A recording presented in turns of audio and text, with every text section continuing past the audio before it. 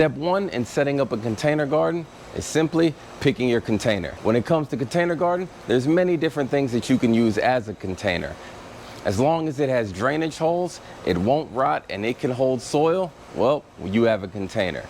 You can use things like fabric pots. They're cheaper, easier to move around the garden, and if something happens, you can replace them easily. You can use self-watering pots if you're a busy gardener and don't have time to really deal with your garden. Simply fill up the reservoir at the bottom and allow the plant to wick up the water. Once the reservoir is running dry, you will have to refill it with water. Or third, you can use anything else like these terracotta pots or these clay pots like you see behind me. As long as your pot has drainage holes and it can hold soil, then it's a container and you can grow in it. But the trick is to make sure that you pick the right size container for what it is that you're trying to grow. Things like fruit trees or anything else that has big root systems, you don't want to plant them in small pots. You're going to want to give them the biggest size pot possible. And that's because the size of the plant is directly related to the size of the container that you place it in.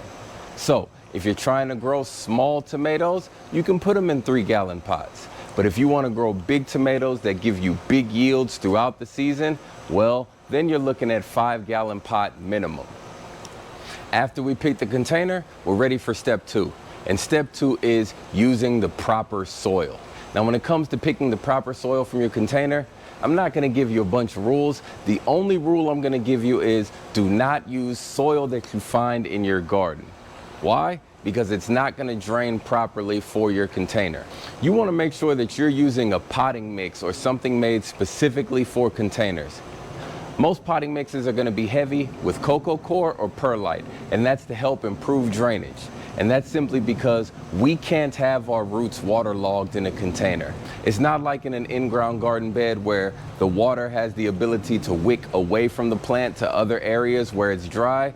No, with containers, the water is contained right there amongst the roots. So if we don't have soil that can dry quick enough, we will end up drowning our plants and dealing with overwatering issues and other diseases and pests that come with that. Why?